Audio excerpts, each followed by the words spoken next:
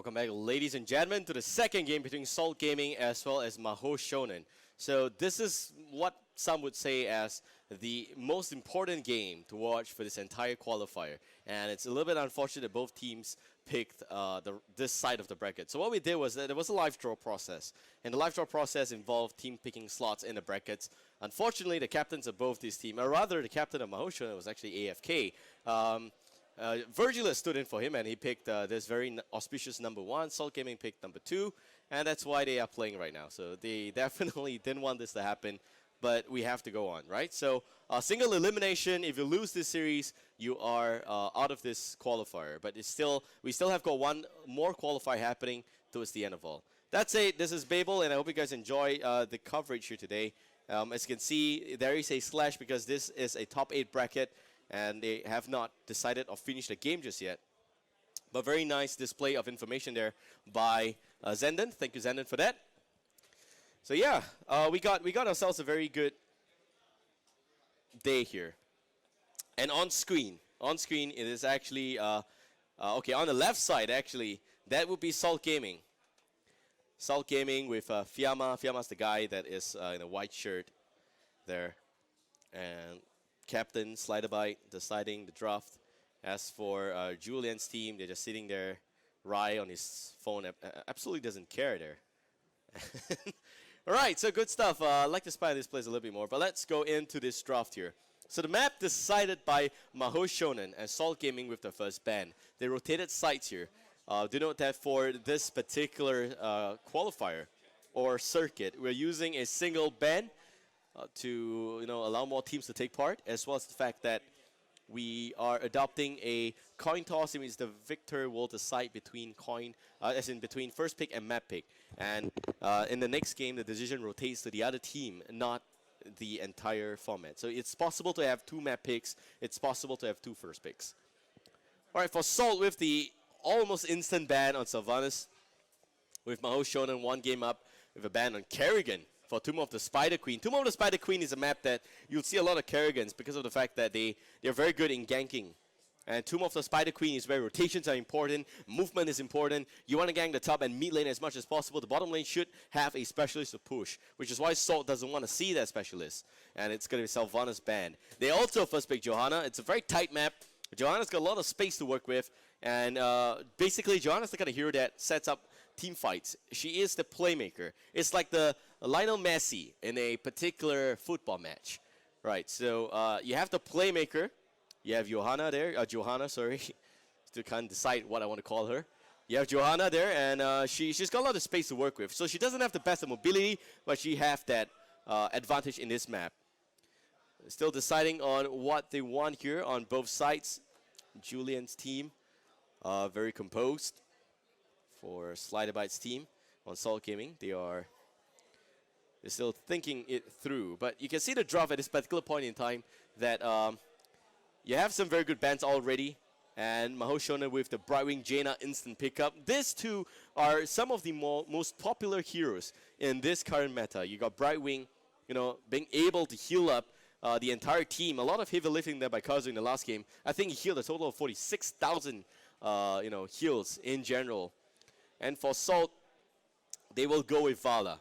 Vala is kind of okay. I think that Vala is the kind of hero that's one of the most consistent damage dealer in this particular whole roster of assassins right now.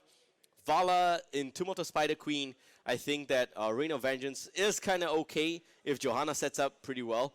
Strafe is probably the better one here for more damage, for a more consistent AoE damage. But yes, I think that Salt with Vala, it's still okay. They still haven't shown the main part and strategy of this draft yet. Possibly you're going to see a lot of possible wombo combo from Salt Gaming. I mean, that's the only reason why you pick Johanna into Vala. You could be looking at Blessed Shield as well as Vala's very own Reign of Vengeance or Strafe, and one more extra big AoE heroic here just to finish up the draft for Salt.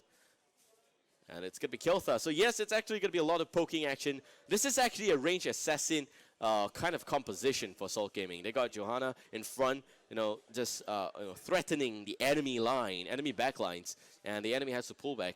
Meanwhile, Kael'thas Vala will be there to do a lot of damage. It looks like a sustained comp. We don't have exact no view of this whole composition yet, because the last two heroes are very important. It could be, if it's dual support, it will be a very strong composition for sustain, where you just make sure that your backline doesn't get damaged, Johanna plays safe and peels sufficiently, and you got some insane amount of damage from Kael'thas and Vala, and that's very important for Assault. For Mahou Shounen, they got a Jaina, they got some good damage out already, and you have also got Brightwing there. I'm thinking more on rotation. Jaina is really good for rotation for MHS here. And for Brightwing, it's the hero that can work well in this map. You got a small map. Okay, Brightwing doesn't fly very fast, but you have got that teleportation ability there to move across vast plains, and that's where Tomb of Spike Queen, it works well. Zeratul, a natural pick for this map. It only reinforces the fact that MHS is going full on assault here. They are going for at least 3 damage dealer. They don't have Sylvanas. The last one, I'm thinking they don't have Kael'thas and Vala to work with. There's really limited choices here. We may see a Tychus. I think Tychus not so viable in today's meta, but still one of the stronger range assassin. And they're not going to show that just yet. They're going for the Muradin. Muradin's important. You want to make sure you pick up your warrior before Salt snatches it up. What if it's not a sustained comp? What if this is like something like a high mobility dive comp with that sense that you got Vala jumping in with Vault, you got Johanna in front, Muradin goes in for more chain stun, Blast Shield connects, and Vala with the strafe there, Kael'thas just lands those flame strikes and job's done. It could be one of those as well. It could just be a high mobility composition. It could also be a wombo combo, where they are relying a lot on setups, a lot on AoEs.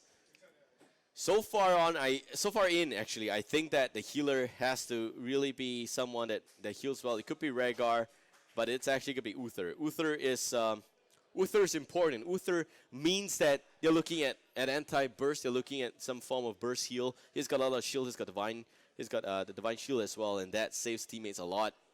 So this is kind of like anti-dive. Uther is fantastic. I think that if Zeratul and Jaina and Muradin jumps in, you have Uther to save that person that has got a lot of damage being used onto him, and that's where Uther is important for this kind of lineup. I was thinking a little bit more on Rhaegar, because Rhaegar has got that absolute anti-burst. But Uther is fine. Uther, has got a lot more heals than Rhaegar comparatively. With Benediction being picked up. It has to be Benediction on the level 16 talent for Uther. The last pick for Salt will be Abathur. It could be a mistake, but nope, it's not. It is Abathur. Abathur is where you have 2 Kael'thas. You get a lot of damage. This is not what I expect it to be. It's not the wombo combo. It's not that anti-dive. It's basically just a sustained comp with a single healer. That's not even AoE heal. So it could be anti-dive. I think it could be where they just try and absorb the first blow of damage from the enemy, and then to finish it up, they just rotate on. But you look at the last pick for Mahou Shounen. It's the Asmodan. Asmodan has got a very good niche ability of doing sustained slow pokes, long range pokes, behind the lines there, very safe pokes. And that's where they don't have to dive until they're very sure they can get the kill. So this is where Uther's play needs to be really, really good. Abathur on Vala, on Kael'thas, I'm thinking it should kind of work with the Ultimate Evolution. Dual Kael'thas is going to be fantastic. Dual Vala is okay, kind of meh. Dual Uther means that you have a lot more heals, but Asmodan is the problem. This is where the draft is really going to fall apart for Salt. I really like Mahou Shounen's final pick here, the Asmodan. Man, you're going to see a lot more pew pew laser beams again today. Wow, my favorite. So we got MHS on the left here with a very nice pick of Brightwing, Jaina, Zeratul, Muradin, Asmodan. For Salt, a little bit different. Normally go Abathur, Illidan, but it is going to be Abathur, Kael'thas, Vala, as well as Uther, last but not least, Johanna. Without any doubt in my mind, it will be Cordy on the Abathur. It has to be. He's been playing Abathur for such a long time. A really lame fist pump by Kazu as well as Virgilus there. No idea what they're doing. But They're even discussing that. Wow. All right. So on the right side, we got Mahou Shounen, and on the left, it's actually Salt Gaming. Sides will actually not change in this game. So Salt is still going to be in a red team, and it seems like blue team will be Mahou Shounen. And the players are just nicely going into the lobby right now. Meanwhile, going to show you guys the current score. Mahou Shounen 1-0 against Salt Gaming. Best of 3, single elimination. You don't want to lose this game if you're Salt Gaming. The map, Tomb of the Spider Queen. It's what Blizzard calls it as a knife fight in a closet. So small the map with a substantial amount of mercenary camps. I think a total of 1 siege camp, only a 1 boss camp and 2 bruiser camp. And also, normally teams really like to gang the top and mid lane because of the fact that the air vents allow increased accessibility to these lanes. The bottom lane, not so much. If you're rotating from the mid to bottom, you're kind of likely to get noticed because of the air vents positioning. It doesn't really block out vision, and there's those irritating walls there. So specialists normally lane the bottom lane just to push and act as an extra pressure, and a good team will rotate their movements around the mid and top lane. So this is really important. Competitive teams really like the fact that they can play really well in this particular map, in which that they can rotate a lot more. Yeah, so I kind of like that. So it seems like Telstra bugged out. We're going to recreate a lobby. But yeah, in terms of drafting for this particular map, I would say for sure Mahou has got equal amount of roam. It's just that in terms of gang, in terms of aggression, I kind of favor Mahou's lineup a little bit better because Muradin has got extra mobility. Johanna has to walk up to her opponents, and that normally doesn't come true if you are up against a good team. It's without any good setup, and if you look at the whole lineup, they don't have good slows. They don't have anyone that could really hold the enemy in position. Vala doesn't have that until level 10, until you pick the Rain of Vengeance. Kiltas has got that gravity lips, and that's the only thing that the whole team will rely on, or a really, unsuspecting Uther with the Hammer of Justice there, and then you get stunned. That's the only way you can get ganked by Salt Gaming. So if Mahou Shounen avoids that kind of pitfall, they should be fine. But if you look on the side of Mahou Shounen, they got the Muradin that can jump in, land a stun. They can follow Eugenia with even more slow. You have Polymorph on the Brightwing. So much of a gank on that lineup. And Zeratul, of course, with a lot of poke and damage, and the follow-up with Singularity Spike is just crazy. But yeah, so far, would say that in terms of roaming decision, Mahou Shounen's draft is a little bit better. I really prefer their draft as compared to Salt Gaming. For Salt Gaming's draft for them, it seems like they're not, they really rely on Abathur, and that's level 10. Maybe the Toxic Nest is really going to try and deter some aggression. Increase visibility, the team goes anti-gang, doesn't really want to get caught out, gets level 10 first, and then tries to make magic happen, but you're gonna get level 16 before Telstra can really pack a punch. And you need a lot of EXP for level 16. It's not easy. Avoiding team fight and getting level 16 before your enemy is almost impossible. So we'll see. Ladies and gentlemen, game 2. Tomb of the Spider Queen, Mahou Shounen versus Salt Gaming. On the blue team this time around here, we have got Team Mahou Shounen. And Virgil is on to Jaina, Kazu on to Brightwing, Rai playing as the Zeratul, Julian dancing there as Modan, Yu Yang playing as the Muradin. And on the red team, Salt Gaming, Kaigari is actually the one playing as the Kilthas. Telstra is going to be on Vala, Sliderbite playing as the Johanna, Cody playing as Abathur, last but not least, Fiamma onto the support Uther. Seems like we are going to make space, not going to talk about talents yet. We are going to talk about talents after what seems like a possible introduction. Both teams playing kind of safe, don't really want to dance around. Normally teams kind of gather around this area here for possible better positioning on ganks. The air vent there is fantastic for that. Or the other alternative gank spot is really just here, but this wall is really a pain in the ass and they don't like that. But curiosity often kills the cat for that. So we'll see what happens. And slide a bite. Okay, no kills just yet. Introduction over. And we have, in terms of talent, some very interesting choices. Taste for Blood has to be this one. Scouting Drone, Seasoned Marksman, Reverberation, all kind of okay for the blue team. Deep Chill as well. Not going to go for the increased range on Frostbolt or something like that. And on the red team, we have Felt Infusion. That basically heals a little bit better when Verdant Sphere gets activated. Now that is a little bit unorthodox for Kilthus. Normally people want to go for Gravity Lapse buff, or maybe even just the extra mana addict for sustained healing. But maybe because this is a small map, they're not expecting it to really work. They're not expecting to stay, outside, far away from a healing well for too long. Knight takes a pawn actually is kind of okay. So this is not a straight out tanky Johanna. It's basically going to push the lanes very well. Siege damage wise, almost as good as a specialist, in fact, for this particular build here. Activating the Iron Ski now, slider by pulling back. Also going to blind the enemy. Just some slows coming in from the Frostbolt of Jaina. But don't really seem to do any damage to Johanna. That's the beauty of that hero there. And immediately you can see that the Toxic Nest is already irritating the hell out of Rai, who's playing as a Zeratul. Julian is actually playing the specialist here. And to finish up the talent choices, we got Conjurer's Pursuit here on Uther, as well as Pressurized Glance. Now this one basically allows increased range and decreases the cooldown of Spike Burst. Spike Burst, very strong for damage. This is why Abathur can do a lot of damage because of this particular talent choice. Not really looking for a split push mechanic, so that's not kind of popular these days on a small map. So kind of okay. This is still acceptable. And for Vala, for sure you're going for multi-shot build. So this is not a right-click Telstra damage. And in terms of that, I can kind of understand why it's not right-click damage. You don't have a strong tank that can really zone out the enemy. Johanna can be ignored half the time. Of course, ignore Johanna could be a mistake, but she's not really going to do a lot of damage. She's not really going to set you up for a huge problem here.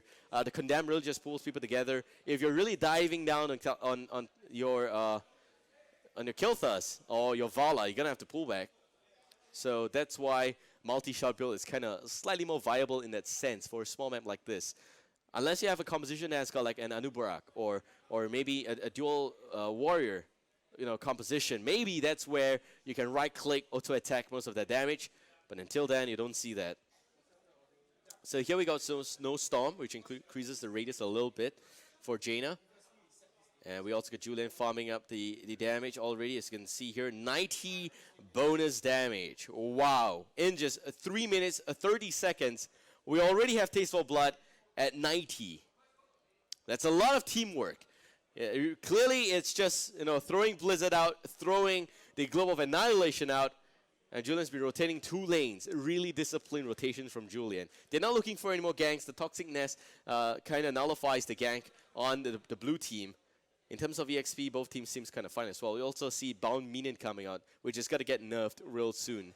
We also got Protective Shield, Focus Attack, and Thunder Burn. So it's still going to be the Thunder Clap built on the Muradin. And for the red team, this time around we got Gathering Power, GP up on Kilthus, meaning that Kilthus doesn't look forward to die. Kaigari, it's going to be a little tricky.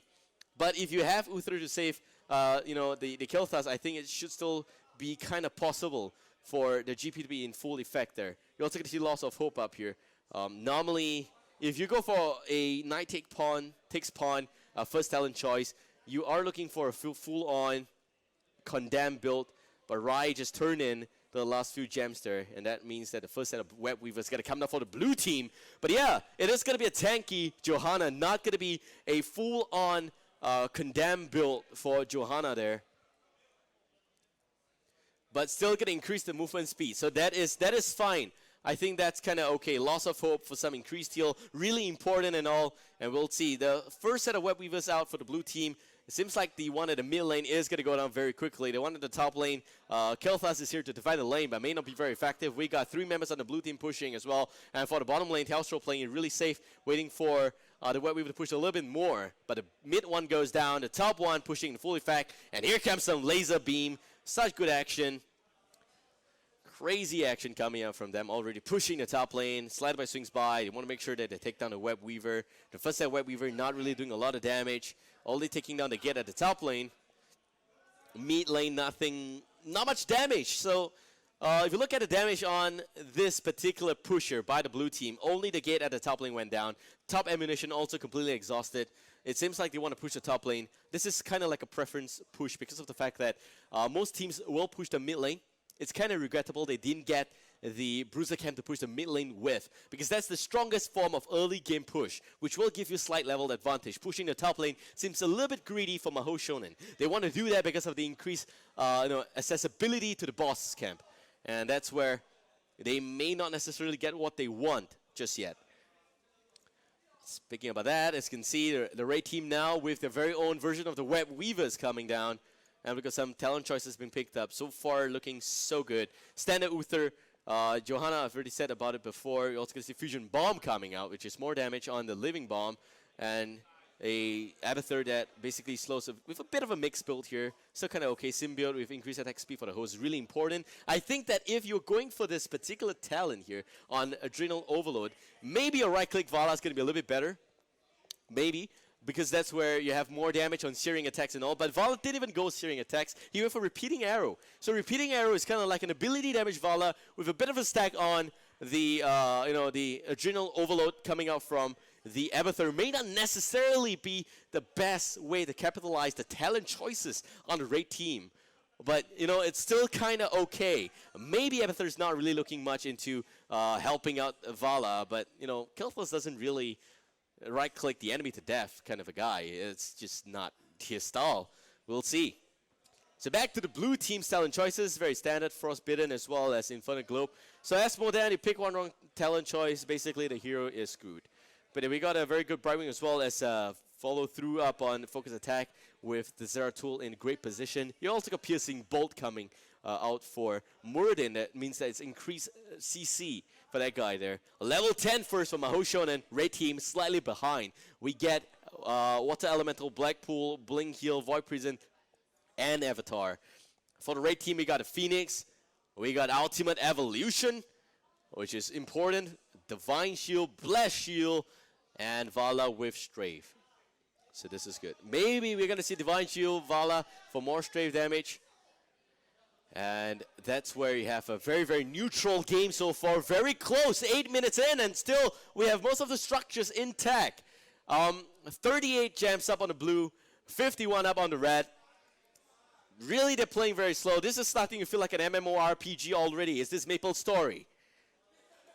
But yeah, we got level 11 on the blue team. Slider by looks like a mushroom there. Somebody kill him, please. No, it's going to be okay. He's unstoppable.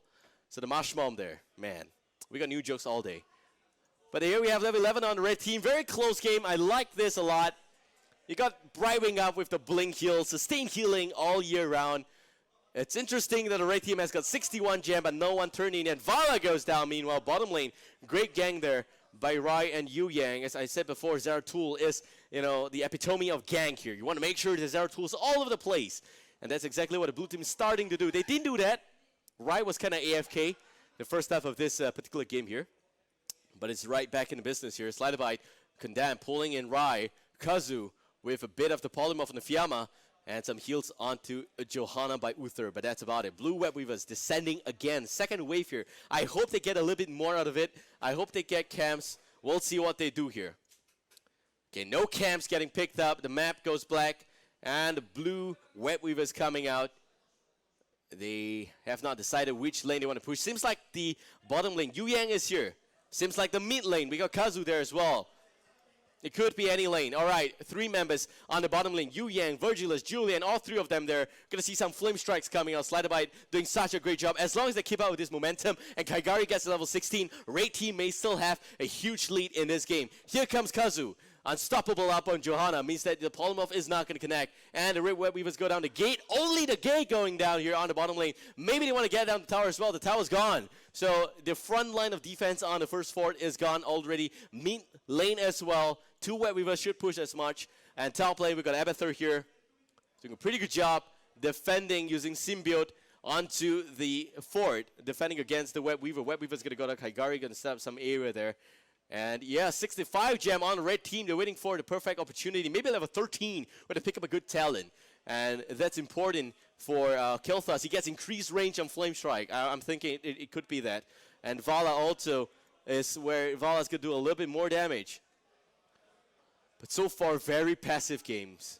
Man, the magical boys, not very, very magical right now. We got sprint up on Jaina. We also got Mahou Shounen. By the way, Jaina's going to lose sprint in the next patch. Somebody's going to chop off her leg. She's not going to run anymore. I think that's sad. It is. Mahou Shounen up for Esmo. That means that he can dance a little bit while, throwing out some laser. Really cool disco momentum there. Ice block out for the Bright Wing, as well as Wormhole for the increased mobility up on Zero Tool. And Thunder Strike. So yes, it is going to be a spell shield up on Johanna. Not going to go for Burning Rage for more damage. I kind of like Burning Rage a little bit better because if he's going for this kind of push build, Burning Rage helps to soak up most of the extra damage against this minions here, in which you can push the lane a little bit faster. And that's what I like. Here we got String Ray up on Uther, as well as Assault Strain. So Assault Strain kind of looks like a split push. Okay, so Abathur's kind of split down the middle between a buffing build as well as a split push build, and it seems kind of fun as well. We got Frost Shot that slows the enemy, and that stacks really well with Composite Arrow, which increases the range of multi-shot. I just got a problem with repeating arrow on Vala. I really like searing attacks with Abathur on it. I think it capitalizes that talent a lot more. But yeah, we have Ultica Flamethrower coming out, the standard stuff for Kilthas, Raid Web Weavers. This is just basically a spider slaughterfest. Teams are not really using the camps to push as much as they want. Red team wants to push the bottom lane here. The Meat Web Weaver is looking like it's going to go down real soon. Rai in some trouble there. Oh, it actually connects. Rai taking a lot of damage. Close. Top lane, Kazu taking out a Web Weaver as well. Bottom lane, they do take down the tower and gates. But that's it. So it really looks like the laser beam is going to take down the Web Weaver. Man, if I'm narrating this map right now, I'll be so sad. It's like your sons and daughters dying in war, and the players don't care. So this is what a way to play this game. Rai pulling back. So both teams effectively, just avoiding damage, avoiding team fights. Nice! Globe of Annihilation on 2 there, denying the turn-in. Still 0. Here comes the jump. There goes the slow. Slided by may go down, but there goes also some Iron Skin. Here comes Rai, and you're going to see also the Phoenix coming out, doing some damage on the Zero Tool. Globe of Annihilation connecting onto Telstro. Qwerty morphing to the second Vala. A little bit too slow there. Here comes some multi-shot, but do know that Abathur's very own version of any hero doesn't have the talent upgrade. 3 kills to 0 kill. Very close game still. Level 16 on the blue. You can see slight level advantage. Better rotation. Better gangs. 3 kills. 90 gems. They're rich kids. Oh my god. They can open the next jewelry shop in some desert. My god. What is this? 90 gems and no one's turning in. Okay, one shot. Instant 60 gem turn in. They have to make use of this right now. It's only going to get more and more expensive. It's raising faster than my income here. But this is insane. So red team is going to try and hold on to this defense here. They need level 16. They're so close, but they're still not there. Meanwhile, talent choices for level 16 on the blue team. We got Numbing Blast, Blood for Blood, Criterize, Double Bombs, and Stone Form. I kind of hope Rai picks up the Rewind on level 20 because he's got Double Bombs, which means 4 bombs coming out. That's a lot of damage. That's a lot of spike coming out as well. You also got that Stone Form coming in for Muradin, some extra tank, and some form of burst, plus that Numbing Blast for some utility. Kazu, some trouble. Here comes the Blast Shield. There goes the blind. And Telstra with the strafe, a little bit out of action there, but some more damage coming out. Multi-shot. No. Hungering Arrow. You got a second one. Not going to vault. Kazu is going to be fine. Waste some time there. And the bottom Web Weaver will push down the fort. The top fort also gone. The mid fort is still going to stand. The Web Weaver is still going to push to the bottom lane. 4 members of the blue team capitalizing on this one. Kaigari's there. Going to let some flame strike. Virgilus loses half of his health there. Crazy amount of damage from the Kilthas. Mid fort in a lot of danger. When you have an enemy pushing the bottom lane so much, somehow the mid lane gets exposed because of this vent here. It really does mean that, they can look for a bit of a gank from behind, some back action there. Wow, this guy's breathing at close range. This is impossible. But yeah, so level 16 finally on the red team. We got Ignite, Holy Renewal. Not gonna see extra kind of a CC up on Johanna. Actually gonna see some heals coming out, which means that level 20 probably gonna get the indestructible talent. Telstra now, ooh, big globe of annihilation onto Telstra, onto Kaigari and Fiamma. They take a lot of damage, got to pull back. This is why Asmodean's such a good pick. But we have, as expected, Benediction and Locust Brute that spawns more Locusts for better push. Blood for Blood, that really works kind of well for them. But yeah, so far, looks like the team on the red side is kind of okay. For the blue team, they are surging ahead. They got 1 level advantage. You're looking for the quick level 20. They got 60 gems in the bank against 40 gems. This is anything but a knife fight in a closet. They're not really poking their knives there. Meat Fort is looking like it's going to go down the last sky there, unfortunately. We have a total of 147 health. Does anybody want to pick off this? Well, let's see. So a total of 0 gems being turned in by both sides just yet. And another Global Annihilation, Julian. Ooh, I'm not sure if you guys can hear him here. Here we have some stuns from Yu Yang onto Slider Bite. We also see the, Global Annihilation on 2. Telstra loses more than half of his HP. This is disgusting. Check in on the damage buff. We got 494 damage buff for Julian. In under 17 minutes, he is at the full 500. This is maximum brutality. This basketball really hurts. This is crazy. This is worse than I imagined. The pick on Asmodean really working well for the blue team. They're looking to do a lot of sustained damage, bit by bit, small pokes. Okay, maybe not so small, big pokes. You know, a timed interval of 9 seconds. Every single 9 seconds, you got 1 poke coming in. Red team, well, they have Kill Thus. They thought they got a range poke going on, but it just seems like Asmodean's the better Pokemon. This is just not really going to be good for Red team. Wow, look at that damage. I'd like to bring you guys to the damage chart right now. You can see 33,000. That guy's basically a living assassin right now. So we have 34,000 on Abathur. The specialists are the only guys playing this game. The rest of them are not really doing the job. Kilthus has got 18k, but I'm very sure Kilthus is going to catch up. He's got that level 16 talent. He just needs Soak to get level 20. This is like a Soak fast, man. But we're going to see another wave of Wet Weavers from the blue team with very good heal counts on both Kazu, the Brightwing, as well as Uther being played there by Fiamma. Very close game. They're really, this draft, I think it's the draft problem. They have a bit of a poke draft on the blue team, but they don't really want to poke until Julian lands more of those Globe of Annihilations. So blue Wet Weavers coming out. We may actually have a record time for the longest possible Tomb of the Spider Queen. The top one probably not going to be very effective. We also have the mid one pushing enough. The bottom one already at the gates here of the second gate, second tower, second fort. Julian lands a nice Globe Annihilation. Fiamma drops to 40%. Some stun. Slideway goes in. Tries to clear the creep, but not able to do that. And here you have more purple beams from the spider. The Web Weaver doing some good damage. Telstra getting damage. Wow, all the way down to 30% health. The Esbo, that really crazy Julian doing such a good job. Red team has got absolutely no burst potential. They have to burst down the front line. They cannot jump behind Yu Yang. It's not possible. The mobility count on this team is too slow. They're like players on wheelchair right now. Not able to jump behind enemy line.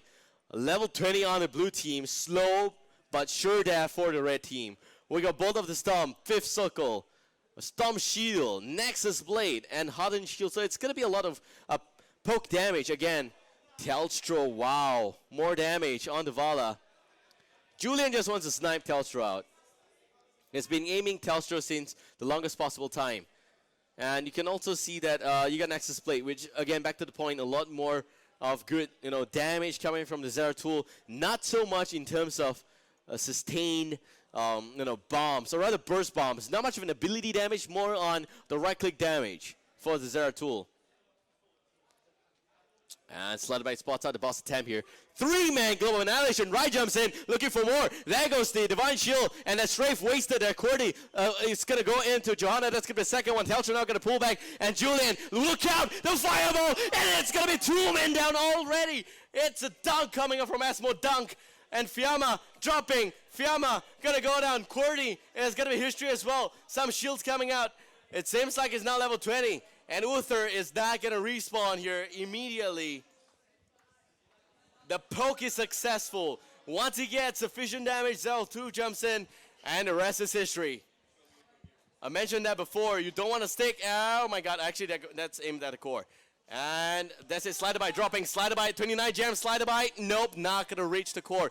QWERTY nearly dying there. But the core dropping. The shield is going down. 20 seconds before anyone respawns. 50% on the core. Seems like the game is almost done. And Mahou Shounen will go on in this competition. Salt Gaming is out again. These players are just not in. They're just not able to capitalize that. Let's just look at the replay. We finally have that, so let's bring that out. Let's look at what happened here. Julian, MVP, 500 damage bonus, a 3-man damage, 1,500 damage. Telstra, big strafe, unfortunately a bit of a waste there. Slider by QWERTY trying to do the zone out there. Yuying jumping in very nicely. Yuying actually dropping, but there goes some extra heals from Kazu. And also can see a third win, not effective just yet, but will be in just slow moments there. Zeratul doing such a good job. Rai doing a lot of damage, in fact, but still the MVP slot has to go to the Esmodan. Just absolutely good dunks. He basically is the only player in this game. Look at that, 178,000 siege damage and 47,000 hero damage. Kazu also 72k on heals. So Kazu doing a really good job on the heals there. And I'm expecting a blanket party for Kazu right up here. 7-0 and no kills. First game 13-1. Second game 7-0. Mahou Shounen. They're still the favorites to win this qualifier. It's not like they won it already. We still got very good teams in this particular one. And as the competition progresses, every single qualifier, you get closer and closer games. This one is where you have so many good teams. They are really good. It's just that they have to play against Julian's really crazy team here. Great plays. Great plays by Mahou Shounen. That's it. This is Babel. Hope you guys enjoyed that cast here. It's been a very slow Tomb of the Spider Queen. Normally you have about 20 kills at least on this map, but this is 7-0. It's like one big fight, and it's over. So, yeah. It's like how Tony Stark mentions that he likes the weapon that only fires once. That's the S mode in this game. So, pure Iron Man history here. So, I'm going to go for a break. We're all going to go for a break, and we'll be right back with the next series. So, hope you guys enjoyed that. Give me a like on Facebook if you do. Do follow the channel. Shout out to sponsors, Alienware, Intel, Fairfield sponsor, Razer, and streaming partner, XSplit for making this happen. Third qualifier, guys. MHS, Mahou Shounen is still in a fight. We'll be right back. Don't go anywhere.